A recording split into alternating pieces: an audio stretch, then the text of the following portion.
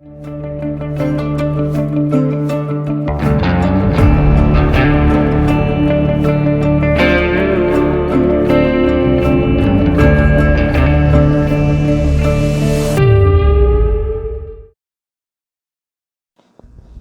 Lonnie Craft was born April 6, 1917. He had two brothers and sisters, and his family was poor, living in a rugged part of downtown Phoenix. Lonnie would stay in school long enough to obtain an 8th grade education, but he would also find himself in trouble with the law at an early age. In 1933, he spent time in prison for burglary. Then in 1935, while in prison for grand larceny, he escaped from the Randolph prison farm. 2 days later, he walked into the sheriff's office and said he was ready to go back to prison. When he was released, he would turn to boxing. The upstart pugilist would take the name Battling Blackjack. He trained and would fight at the Phoenix Madison Square Garden. Built in 1929, the Garden showcased boxing and wrestling matches.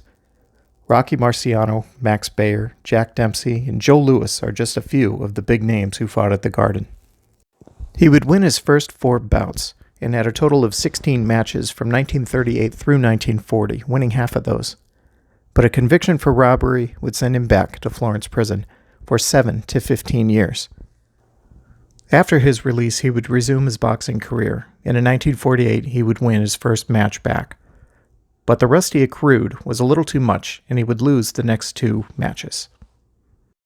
Battling Blackjack would win his next 14 of 16 bouts, including winning 10 straight fights, a 1948 victory over Tony Martin, the state's heavyweight title holder, and beating Wendell Gallant in 1949 to give himself the Arizona State Light Heavyweight Championship.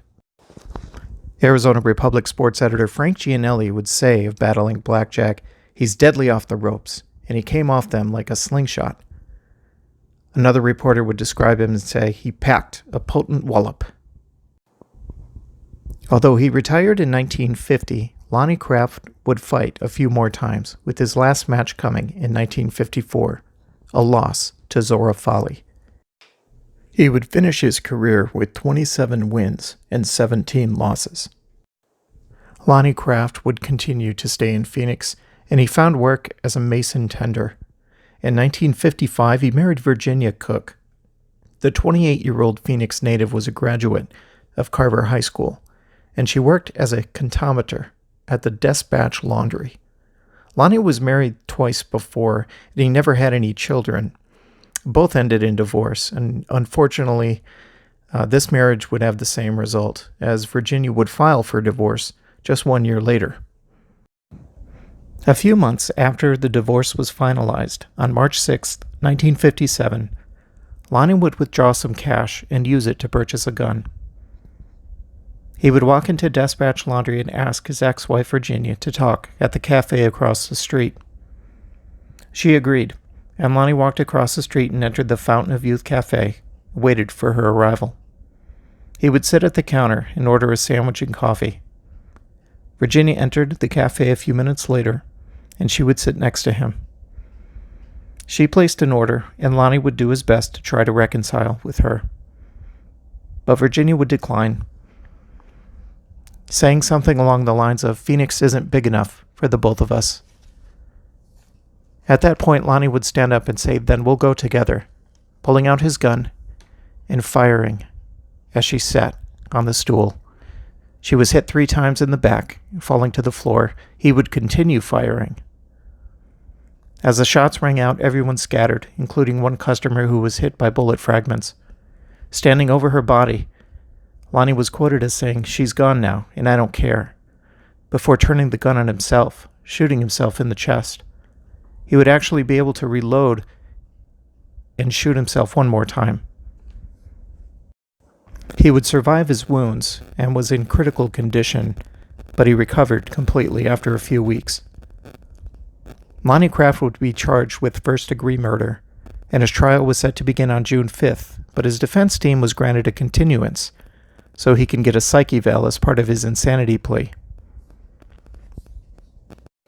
The jury would find him guilty of first-degree murder, and Judge Lorna Lockwood became the first female judge in Arizona to sentence a prisoner to death.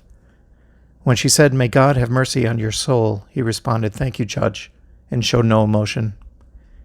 His execution date was scheduled for December 6th, but an appeal would be filed and a stay was granted.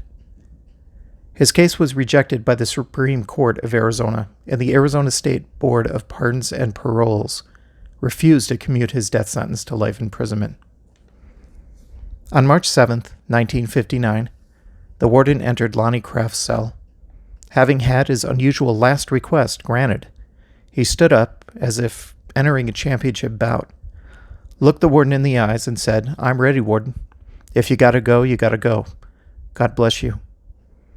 He then removed his Battling Blackjack robe, and like a scene from a 1940s film noir boxing picture, wearing his boxing trunks, shoes, and gloves, Battling Blackjack would bob and weave and shadow box down the cold, dark path to the gas chamber.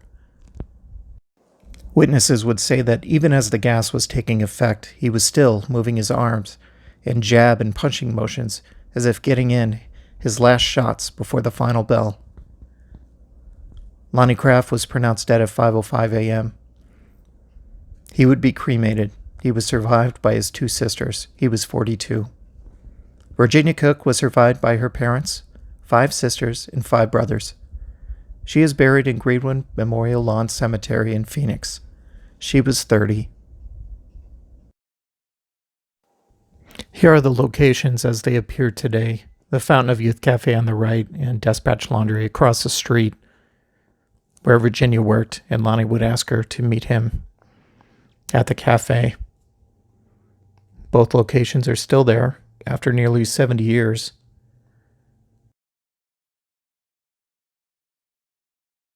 The Phoenix Madison Square Garden would close in 1979, and it was torn down in 2005. It's now an office building, but a Phoenix Madison Square Garden museum does exist within that office building.